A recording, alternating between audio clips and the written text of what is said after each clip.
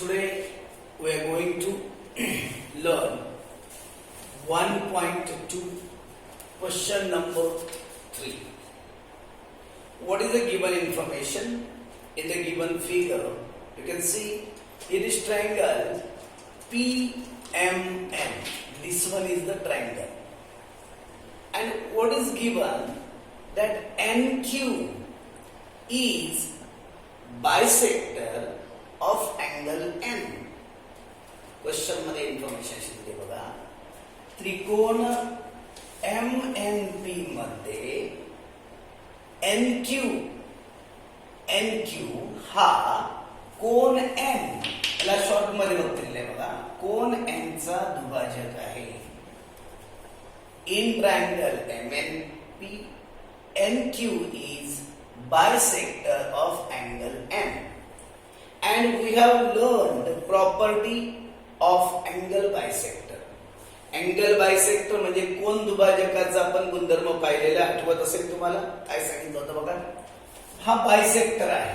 This one is the bisector. Then what we have to do? You have to take the two sides. बघा आपल्याला काय करावं लागतं. हा जो बायसेक्टर आहे त्याच्या दोन कडच्या दोन साइड घ्यायचे असतात. बघा वरच्या साइडला आहे MN, खालच्या साइडला आहे PN. At the upper side there is MN and down side you can see there is PN. That's why MN upon PN is equal to MQ upon QP. MQ upon QP or PQ. You can write PQ or QP. This is called angle bisector property. कोन दुभाजकाचा गुणधर्म. Support is must, otherwise they will not give you complete marks. बघा कोणत्या बघा.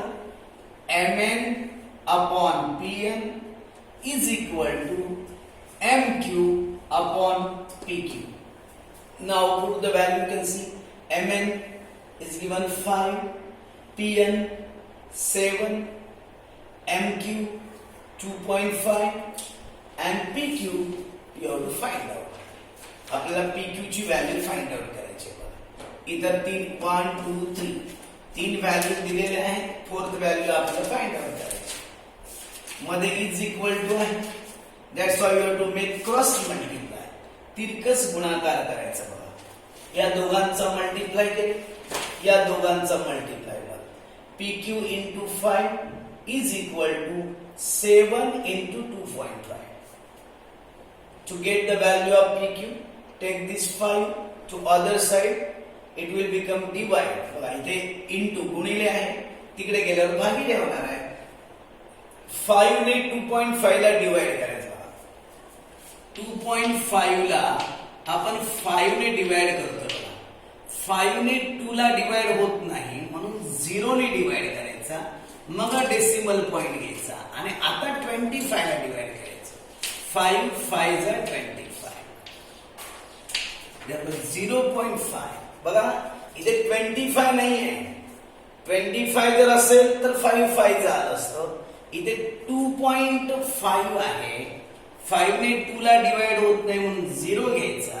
मग decimal point घ्यायचा आणि आता 25 ला divide करा. 5 5 ला 20. 0.5. मग PQ ची व्हॅल्यू बघा. PQ is equal to 7 into 0.5. इनचं मल्टिप्लाय करा. 7 5 जा 35. 5 आलं कॅरी होणार 3. 7 0 जा 0 0 आणि 3 35 येते बघा. यांचा मल्टिप्लाय आला 35. पण डेसिमल पॉइंट चेक करायचं. डेसिमल पॉइंट बघा. डेसिमल पॉइंटच्या पलीकडे फक्त एकच अंक आहे, एक डिजिट आहे म्हणून एक घर सोडायचं. डेसिमल पॉइंट घ्यायचं. Therefore PQ is equal to 3.5. Using angle bisector property, you can solve this one very comfortable. Okay. Now see the fourth question. What is the given information in the diagram? You can see here is triangle ABC. And there are 2 points P and Q are connected. Therefore this one segment is PQ. And what is given information? These two angles are given 60 degree. You can see in the diagram here. हा angle 60 degree आहे, हा पण angle 60 degree आहे. This one is a given information. And using this information, what you have to prove? That AP upon PB is equal to AQ upon QC. I have written here to prove. म्हणजे आपल्याला हे prove करायचं आहे, आणि आपण मराठीमध्ये साध्य म्हणतो. काय प्रूव्ह करायला सांगितलं बघा. AP upon PB is equal to AQ upon QC. हा पोर्शन आपल्याला प्रूव्ह करून दाखवायचा. आपल्याला बीपीटी थेरम मध्ये आपण पाहिलेलं आहे बघा. बीपीटी थेरम मध्ये बघा अशा प्रकारे थेरम असतो. हा ट्रायंगल समजा एबीसी आहे, आपण म्हणूया XY आहे. जर याला ही पॅरलल साइड असेल, म्हणजे XY BC ला जर पॅरलल असेल, तर आपण काय करतो बघा, अशा प्रकारे बघा, AX upon XB is equal to AY upon YC. ह्याला आपण तो बीपीटी थेरम, बीपीटी. पण बीपीटी यूज करण्यासाठी सर्वात महत्वाची गोष्ट आहे, ही साइड जी आहे, सेगमेंट जो आहे, तो याला काय पाहिजे, पॅरलल पाहिजे. मग असं इथे तुम्हाला काय करावं लागेल, PQ जो आहे हा BC ला पॅरलल दाखवता येईल का? You have to see PQ is parallel to BC or not. How can you prove this one? You can see here angle APQ. You can see angle APQ and angle ABC. This one. These two angles are congruent. Congruent मराठीत आपण त्याला एकरूप म्हणतो. Angle बघा पुन्हा APQ congruent angle ABC. These two angles are congruent. You can give support each 60 degree. प्रत्येकी 60 अंश. You are learning 6th, 7th and 8th standard. You can see here. See. These are two lines, L and M. This one is transversal, ज्याला आपण छेदिका म्हणतो. बघा, हा लाईनच्या वर असणारा अँगल आणि हा लाईनच्या वर असणारा अँगल, ह्या अँगल आपण करस्पॉन्डिंग अँगल्स असं म्हणतो. मराठीत त्याला संगत कोन म्हणतात. आणि करस्पॉन्डिंग अँगल टेस्ट आपल्याला काय सांगते का, if the two corresponding angles are congruent, then the two lines are parallel. काय सांगताय का, if the corresponding angles are congruent, then the two lines are parallel. समजा आपल्याला सांगितलं हा 80 डिग्री अँगल आहे आणि हा पण 80 डिग्री अँगल आहे.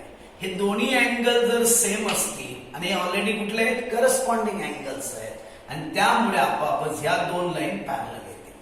सेम तसंच तुम्ही बघू शकता इथे बघा, हा अँगल आणि हा अँगल, या दोन लाईनकडे तुम्ही विचार केला बघा. हा अँगल आणि हा लाईनच्या वर आहे, हा पण लाईनच्या वर आहे.